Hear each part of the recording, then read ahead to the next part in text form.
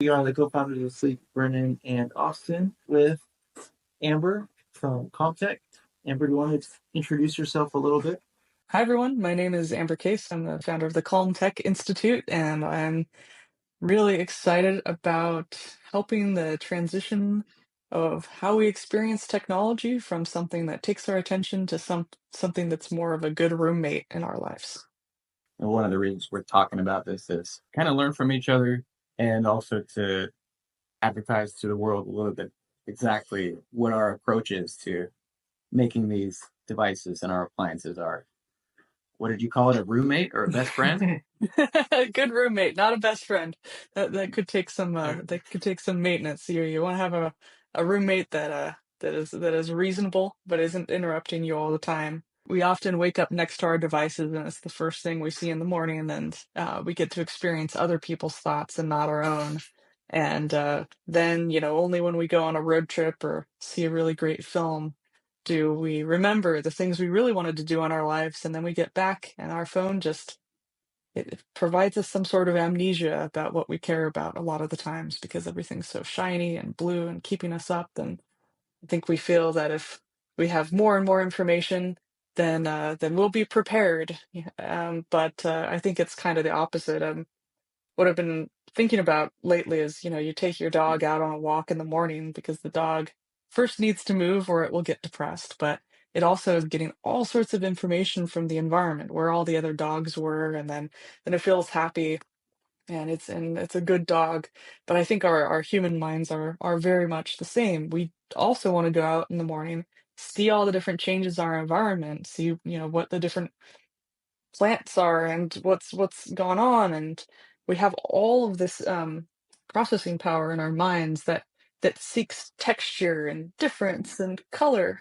And when we don't get outside in our environment and see all of those fractals and experiences, we get in a lot of trouble because the phone tries to provide us a very mediocre version of that. And because it's not really fulfilling, but it seems like a two-dimensional version of the thing that our mind really wants, we just keep like scrolling and scrolling and scrolling. And so I think a lot of what I'm trying to do and what you're trying to do is to give people back that agency over how they want to spend their time and return the phone to being a tool and not a destination. You want your phone to still survive in day-to-day life, and for us, now that technology is becoming more and more in our lives, it's harder to avoid it, and for us, finding a way to help enable it for you to still live fluidly through the world without adding added distraction. So enabling you in whatever you want to do in life without that added pressure or distraction. You started by saying that what we want to do as people is to go outside and see what the other dogs are doing. You would think that drive would motivate all of our actions, but there is a certain way that our urges in that direction can be hijacked in very interesting ways. It would be cool if you wanted to go over some of what you notice about how those instincts can be hijacked and what you're trying to do about it. We have these notions that technology should be invisible, and that, calm is about an empty room with a yoga ball, and, tech should be intuitive. And I just want to destroy those notions because I think they're not the idea of them is nice, but it's just the idea of them is as two-dimensional as a flat screen of a phone. Um, Intuitive is not easy to use first time. Intuitive is something like a bicycle where it's hard to learn, but once you learn it, you never have to learn it again. Where things are in the right place because you have muscle memory. It's not invisible. Technology should be a pass through where you focus on the task and not the tool, where your actions are front and center and the technology is not in focus. So, again, on a bicycle, you're focusing on the ride, not the tech. And the tech annoys you if it breaks down in the middle, but there's all sorts of information that's going into your hands, your body, your eyes that are going to tell you before that happens. The same with a car. It takes us a long time to drive a car, to learn how to drive, but once we do, the car dissolves when we drive it and we focus on the road and not the car. And it's not that a yoga ball in an empty room, with gray millennial walls is so refreshing. Actually, the mind is in kind of a panic attack in those types of situations because it expects texture, it expects depth. And our hands have eyes too. And so when we're walking on, vinyl plank floors, touching glass with no buttons, with no texture, with no ridges, with no knobs, with nothing, with no dimension, the mind says there's something wrong. This is an area in which there is no life, so we need to get out of this area. So let's go into the phone and see what's there. We want life, we want color, we want saturation. Um, and I think that, just going outside and, dragging a stick around a tree trunk is stimulating so much of the mind that needs that. And so if you don't have that, there's this problem. So I think that's, one of the other big gotchas about calm tech is that more information can be relaxing, not less. If you're a pilot, uh, being in an airplane cockpit can be relaxing because you get information. An orange light turns on only when there's an issue, only what you need to pay attention to, but you actually have status in the entire cockpit of what's going on so that you can be alerted and informed in your environment, ambient information. It's the same, walking through the woods or walking around town. Um, but if you don't have that much information, the only way to get it is through some phone interface with bright blue light. All that information's missing in the environment, and it doesn't feel very good. So I think, that reduction of dimensionality is pretty stressful for the mind. So it's more information, not less, that calms us down, but it's the way in which the information is designed and put into our environment that is the thing that relaxes us. And so if we have these kind of empty environments and the only place that we can get this stimulation is through our phone, of course we're going to get pretty addicted to it and feel like, it's these meager nutrients. But if the phone is no longer the destination, we can look in our environment and say, oh, how do I add texture? How do I add life? How do I feel more comfortable here? And how do I, get out and be around people in those places? And so I think there's a lot that, we blame the phone for a thing, but also our physical environments are pretty low on texture and dimension too. There's loss of craft, there's loss of detail, there's loss of color, there's loss of reality. Especially what we call luxury vinyl plank flooring, and like light that only comes from one window because there's regulations on how you build buildings, and all of that um, really really influences how we experience our lives. And then if you're only getting a relationship through text, I think one of the research papers said, one of the things was it takes 30 or to 100 text messages to replace like a 30-second phone call in terms of like feeling close to someone. And two, even a couple of seconds of distraction um, visually. So let's say you have an air conditioning unit and you have to look at it in order to touch it because the buttons are too flat and it makes these bright beeps. You can't just like put your hand on it, know where the buttons are, and press it. You have to look, decipher the symbols every single time. One of those 5-second interruptions, it can take at least 23 minutes to get back to your attention. And so if you have too many of those in the day, it's like you lose what you really wanted to do. And then we blame, oh, someone is this and this attention deficit. And I think it's really we have too much attention. and we are removing all of the different peripheral attention that we might have from, your feet pressing a pedal to our hands being able to decipher an interface without having to look at it. And so these are really the tenets of calm technology. Technology should take the least amount of attention and only when necessary. Um, and that's like a light switch. You find it on the wall and use it when you go into a room and you forget that it exists. It doesn't disappear. It's there the whole time. It's just really boring. And all the complexities behind it, and you switch it on and off. Peripheral attention, just looking through a window. You don't have to look through a window actively. The window gives you an understanding of the outside and brings the outside inside. It takes something that's formerly invisible, like the weather, if you have no window, and makes it visible. And then just, how does it work when it fails? Things are really robust or they're not. It's doing a design process like an escalator that turns into stairs when it breaks. Like there's still some use.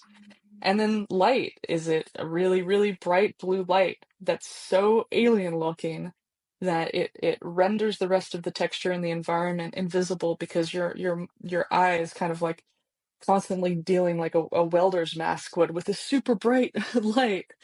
Everything else becomes really dark behind it. And so you can't really situate yourself in an environment. So it's like, how do we use very, just the least amount of information, which would just be, an orange LED to tell you the status. Don't make it blink. Just have it be a nice old school orange, feels like an incandescent, with an LED. Sound, how does something sound? Does it have to make these big sharp beeps like a microwave? How can it be more like the Cisco hold music? Don't play a violin over the phone. um, and then finally, materials. A lot of technology looks like again, like an alien species descended on your home from the 1950s, because most things haven't really changed since then. And it just looks incongruent with the space. And when we looked in the past, like in Victorian times, you'd have a radiator or a grate, and it would have all these like natural little details, even though it was made of wrought iron. All these little tendrils and interesting things. You had like wainscoting in the house. You had wallpaper that brought the outside in with all these beautiful, nice little like nature things. And that really helped people who are starting to be inside more than outside feel okay when they're stuck indoors. All that green and the mahogany wood and the decoration is there for a reason. So when we got the aesthetic of taking that away, and that digital minimalism from Dieter Rams, we kept it, but we don't consider that it could be all sorts of different shapes. You could have a wonderful texture on a phone. You could laser etch cherry blossoms into the Motorola Razr phone and make it really popular. We don't remember that, so it's like the default color of tech is like gray and black, and so people change it with phone cases and things like that and try to zhuzh it up. But I think these are the real these are the things that I think about of like, what does the mind need? How are we getting a very pale experience? And then how does that trigger anxiety and depression? Because we aren't getting as much signal and variety as what we would like, because we've had this kind of dimensional compression. How do we design products that bring back some of that life and dimensionality? You bring up a good point in the world of color and how sometimes more signal can be more calming. In a lot of designers will default to the digital minimalism, the very low color, sometimes just too chrome, and they think this is the shortcut to making things calm. It's just black, white, minimal, less is better. But what we noticed is, yeah, exactly opposite. In the old version of our phone, all of the default apps were black and white. So the folder was black and white, the music player was black and white, the messaging app was black and white. And while the designer was probably well intended, we want this to be minimal, not distracting, it took 3 times longer than it should have to find the app we were looking for. And just that lag, you really start to feel the anxiety in your heart. Like, where's the app? It's just, and then suddenly your cortisol is up when you were just trying to like access a PDF. Yeah, I'm super glad you brought that up, because it is an interesting thing. I turned my phone not entirely to grayscale because I still needed enough color.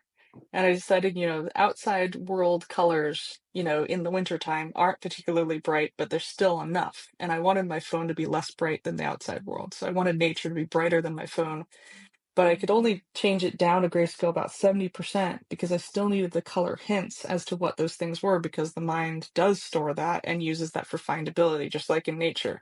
Here's a bright yellow flower against this. Oh, it pops out, daffodils, and this is the signal. And so all of these are kind of signals that your mind is used to deciphering.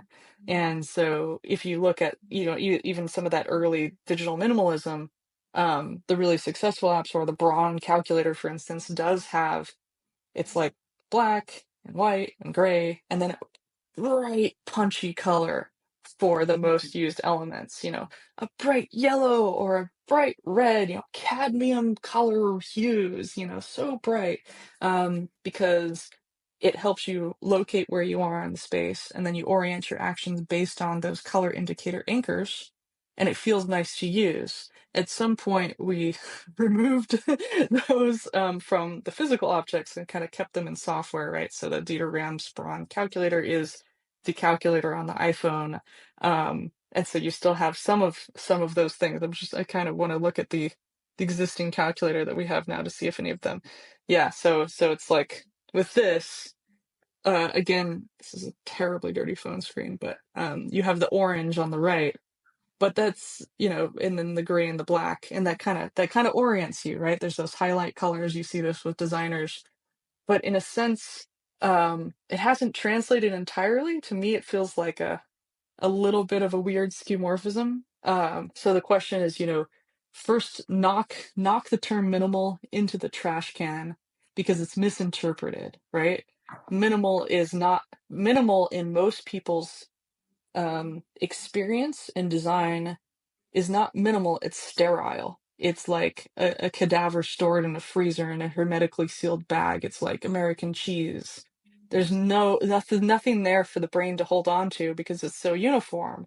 Whereas, like, I think a good interface could be a little bit more like a French cheese, where the culture code for cheese is life. It's like weird looking. It's like there's little tiny inconsistencies and strange things, and the mind that goes and it likes it. Like the original Star Wars film was all about that. Everything was dirty and gross and and it was all real.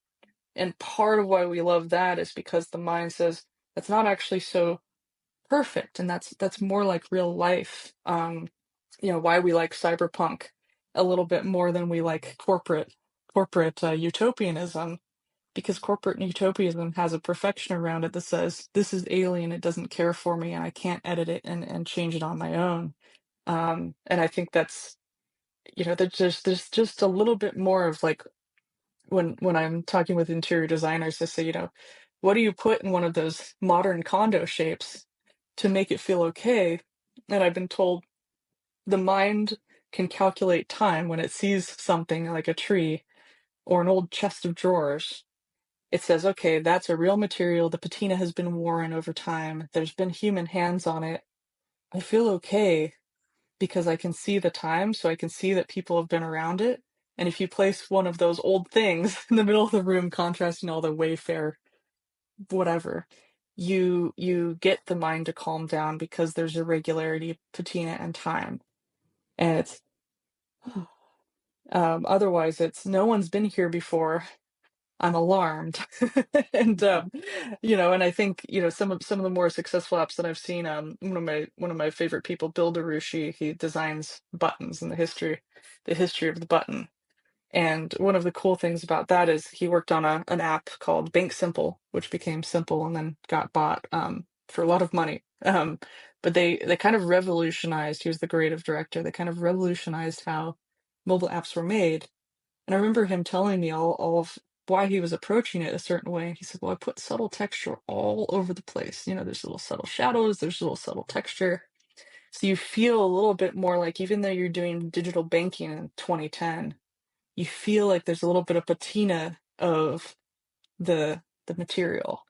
And there's, on the old iPhone Notes app, that was there too. It looked a little skeuomorphic. It was kind of like a little orange, like a little bit like a legal pad. And when you ask, lawyers why they use legal pads, it's like it's at night. You don't want to look at bright pieces of paper all day. You want to kind of tone it down. It's this kind of gradient softening between the super white light and like the late night lamp that you're doing your case reports at. And when I looked at that app, it felt really special to use. And when a lot of people, kind of copied that app later, they forgot the texture. They forgot the scale of the little particulates that were put in there. And all of it from the digital to the analog, when you get your little Bank Simple card in the mail, it's in a rubber band and it has this laser cut thing with all this texture. It looks kind of like money, where it's like you look at a dollar bill, it's like, look at all this tiny little nuances and textures. Well, that's for security purposes, but also it gives you something more if designed well. So you can't just put an arbitrary texture. And that's the other thing is like, let's copy this texture. No, no, no. How do you put the texture at a scale in a digital app that makes people feel like it's not entirely digital and it's not entirely physical? How do you do it with the right scale where you're not telling the mind like what is the thing? You're not being so declarative. That's like saying, Darth Vader is evil versus showing how evil he is. Um, the mind gets the feeling like an abstract painting of a certain thing and then gets placed, and then that is how the mind remembers that app when there's a glossy screen with nothing else. And so it's something that I wish he could have talked more about, or more people rushing in could have said, wow, like let's just look at texture and color and see what happens. And I think now they call it new morphism, as like a new design trend. It's like just because it's a trend, we need to understand psychologically how it feels when you get it right. So I go to Japan a lot to look at the subtle textures which are embedded into every single thing. Natural wood, rice paper, inconsistencies, little tiny detail that focuses your mind and puts you in a place. And if you just go through, oh, this feels nice, you don't even notice it. You have to look really close and pick apart the entire thing to say, oh, these little tiny components that are making up this whole thing, which are usually crafted, just like the Think Simple interface was actually crafted by an industrial designer doing digital. We can think of that too. So it's these little things, or like a Turkish rug that has history built into it that takes 3 years to weave. It's like a painting for your floor. It's a very good way of adding something that takes the mind and calms it down, even though it looks so complex. It's 1,000 years or more of understanding how to make someone feel at home in an environment that is pretty hostile to people. A desert, and you can thrive. It's impressive, right? So I think one of the tenets of Calm Tech Institute is designing the future through the past, because we throw out the past. It's a new only, and it's very silly. Why we would say the last 20 years we've made so many advances that we can throw away the old, when there's no such thing as old or new. In my mind, it's all part of the same tool continuum, as it were. I really like how you said like imperfection actually makes things perfect because it makes it real. And we strive for perfection so often and not realizing it's actually hindering our experience rather than enhancing it. And I think for us, how do we bring that imperfection in? And part of it is like making there be some friction within the mobile phone experience. Like don't make it perfect because that really takes away that real life sort of aspect. Yeah, and I think there's ways to do it really beautifully where if it's not entirely perfect, or there's some sort of texture there, um, making it changeable at the level to customize. Um, but I think that's another thing. It's like how do you make someone feel at home, that they're returning to home, which is so complex. I grew up in an engineering family, so the idea is like, well, I'm not going to inherently have any aesthetics, and but when I look at how my parents made their house, it was, wow, most of these objects are super old or they're from other countries, and they found them in weird places. They didn't spend a lot.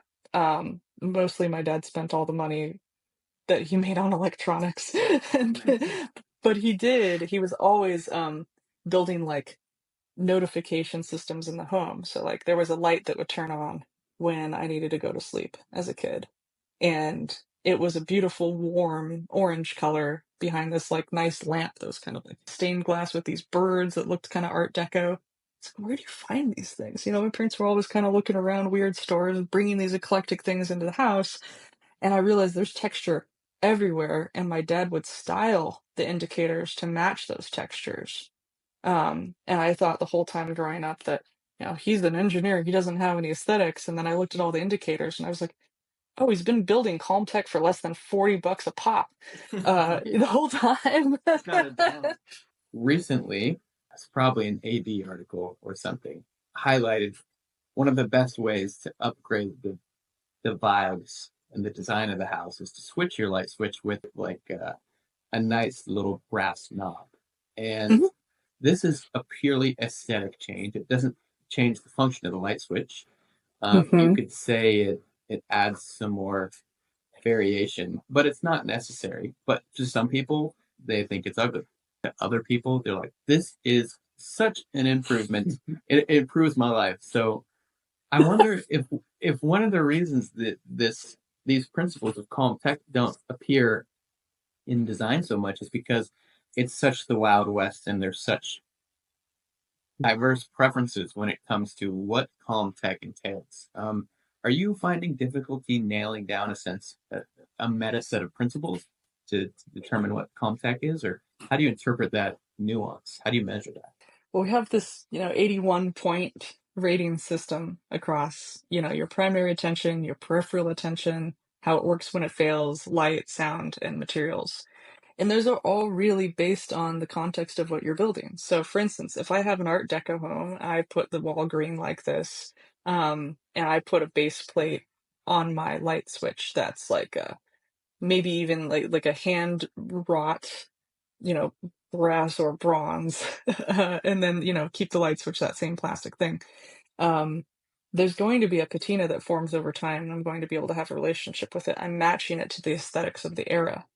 And I can also power clash that if I want to make it fun. The house I have in Portland was basically an old hoarder house from the 50s, and it got turned from this really difficult flat environment by a guy whose mom was an interior designer and dad was an architect, and he's a filmmaker. So when he looked at changing around the house, he swapped out all of the light switches to like these little weird like round knob switches where you actually push one in and the other one pushes out, like old school switches like from the 1940s, and they had a little mother of pearl inlay on the little round part. What was interesting is that house, um, for guests, was a little weird. Oh, and all of them had like little dials with ridges, so you could dim everything. But it was a strange place because it might take a little bit of getting used to it, and then it's like, oh, this house is themed to this shape, and then everyone loved actually how hard it was to figure out. Like you had to show someone. And then once they got it, they said, "Oh, this is really nice. Like, it's a satisfying."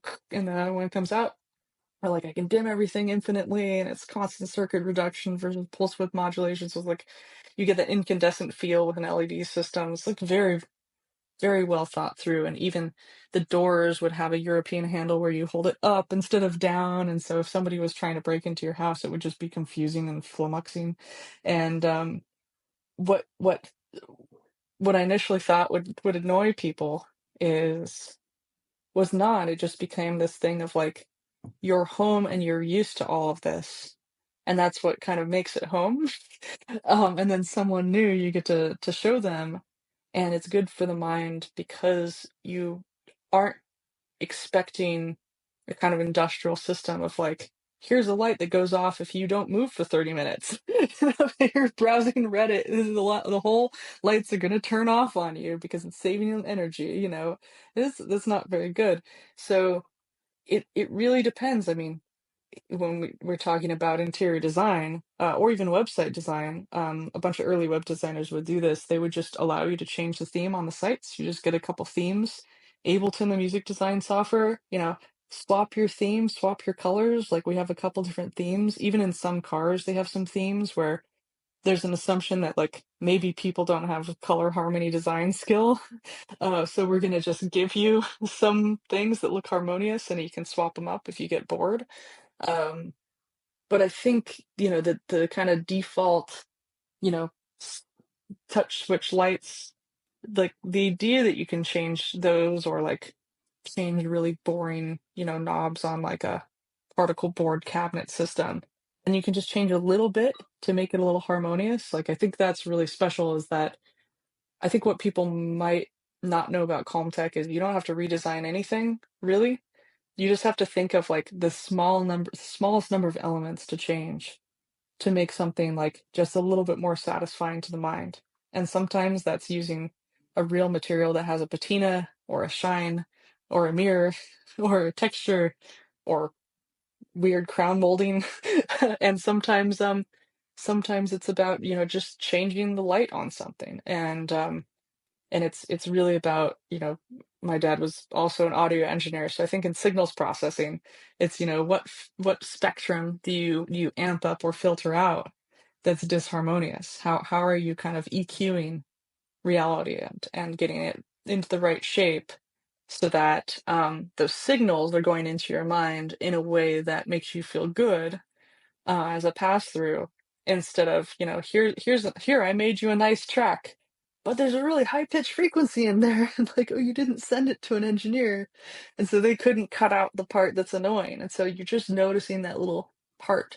So, I grew up very much hearing and seeing and experiencing all the parts that were out of tune. When my dad would bring home a voice activated light and it wouldn't work, and he'd give it to me, so I'd have it in my room at, age 9, and I would have to experience the edge cases physically. Like, so when I look at most objects now, I'm like, okay, I know what the edge case is going to be.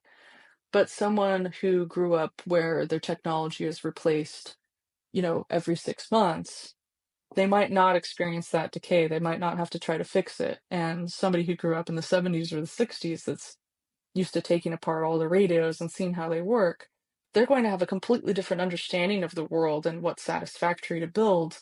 And that generation is literally dying out, in the next 10, 20 years. Um, because even if you're a kid now, unless your parents have a bunch of vintage electronics and you like to take stuff apart, things are illegible. So they kind of seem a little bit like magic. And so, where are we going to get the skills to be like, oh, you're going to learn graphic design. Great. We're going to put you in a computer lab with Adobe Illustrator. No, put me on a printing press so that I can take that texture and put it digitally. And I've learned how something feels. And I think there are some universal principles of design that people can follow, but they don't get to experience it physiologically and work with that material first. And I don't think it's an old school thing, let's go back to analog. It's like, no, no, no. That's just the process. The process always starts analog, drawing on paper, texture, sculpture, physical shape, and then it's recorded digitally so you can send it to disperse it. That's the end. We want a tactile experience, and like the whole time you're talking, I'm like, oh, it just seems like we want things that are tactile. Like that's why haptic touch on phone is so inviting and captivating. Yes. Because it adds a little bit of life. It adds a little bit, like you said, imperfection. It's making the whole experience tactile and real. Where phones, so much is going on the back end where it's not real, but the haptic touch makes it so it's tactile, and it makes it real. It's interesting because, like you said, just the evolution of our environments in the home, like same thing. It took away that tactile touch.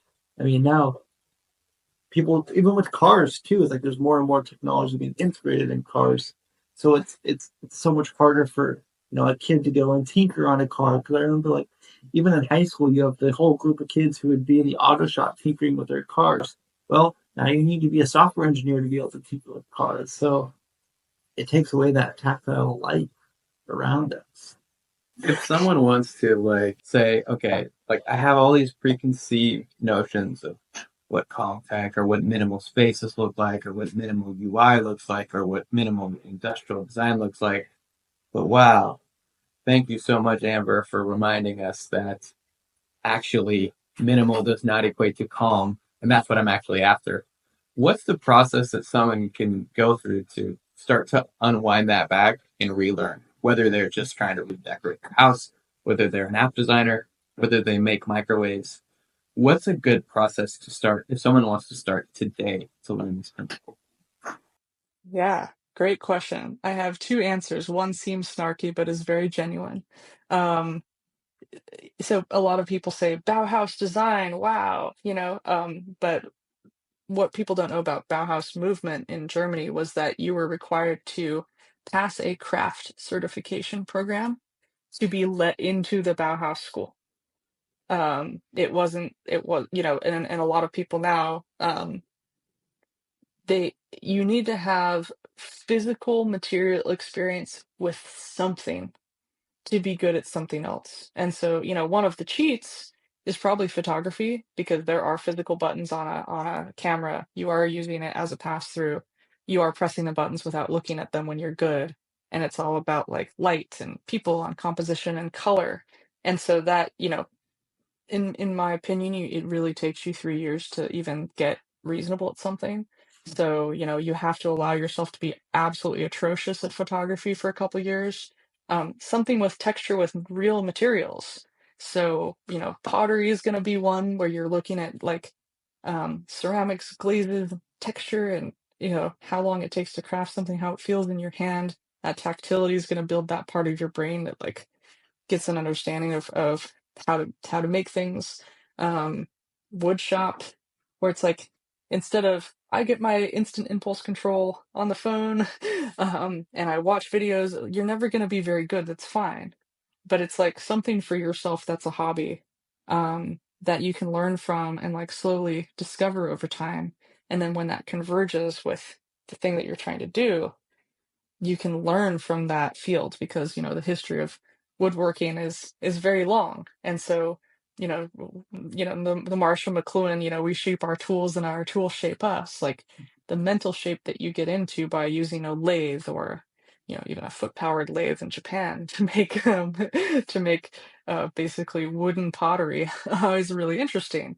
And or textile dyes, go collect vegetable colors and learn how natural color works. I mean, anything analog, just that has a tradition of at least 100 years, is going to help inform something, or transition. So like, architects are going to be very good at this, or industrial designers, not that's just hung out in SolidWorks or any of these CAD programs, but people who are forced to carve something out of balsa wood, or make something out of clay, and then enjoy the process. I can tell exactly how my brain is responding, or my mind is responding, when I take out some clay that I like bring with me on the road now. Or I'm like, I'm overstimulated.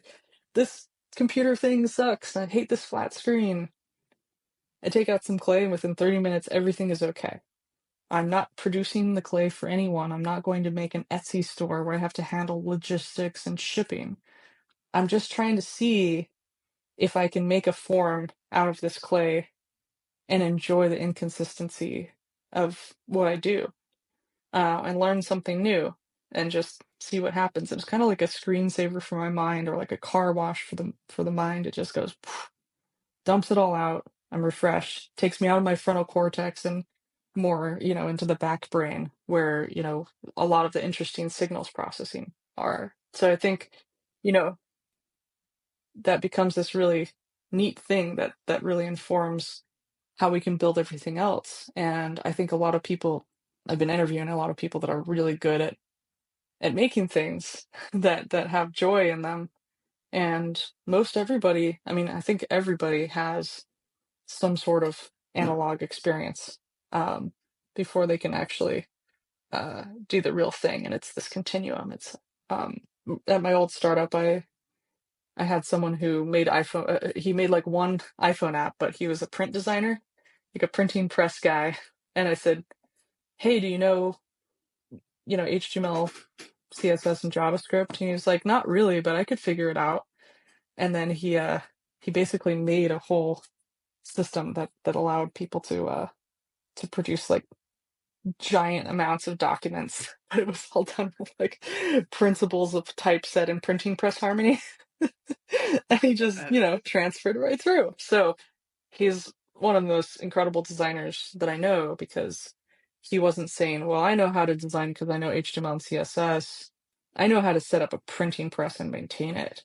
And so I'm going to be able to take that and translate that and be a communicator. And a lot of his free time was vintage stores and 1950s, mid-century stuff. And the way he dressed, the way he spoke was from an era that initially seemed very like, it was like, oh, are you doing this? No, you're living your life this way because that's where you got your information. Um, and it was really cool. And there's a lot of people out there like that where they have the core of something else and then they bring that. I think Charles Jesky or John Warnock, who are the founders of Adobe, one of their parents was a printing press guy. So he learned, and actually a lot of people that I know that are really good developers, their parents were contractors. They built buildings. They had to see how they were built. They saw the physical, they felt the physical experience of what happens when you don't plan and you design something wrong and watch their parents deal with it. Or they lived in a poorly constructed house that got remodeled by their parents while they were living in it. And you better bet that they really, really understand how to make maintainable systems and code. And you wouldn't think, but these are some of the things that I'm seeing that are exciting. Well, thank you for coming on and kind of giving us a little peek behind at what you do, how you look at the world, like the way that technology is forming in a way that's productive for everybody, parties. I think there was this transition, like you said, to a very minimal design, and minimal wasn't exactly what is productive for our world. So it's interesting to see how things shift into a more texture and tactile forward environment, what that will look like for everybody. Thank you for caring, and thank you for being part of what I see as the next generation that gets us out of the darkness of the 2010s and back into a world in which we can experience things again. Somebody told me this once: nature has all the answers. It's already figured it out. The best machines are made of sunshine. So if you just go out for a while and just see how nature does it, it's a really efficient computing structure, and it has all of the indicators you could ever hope for, all of the textures and patterns and shapes. And if you spend a lot of time there and, try to draw some of those and collect those and get inspired, so many more of the answers will come through because nature is timeless in a way that, I was just going to say what minions are not. Amen. Let's all look forward to the future. We're excited for it. Bye, everyone. See ya.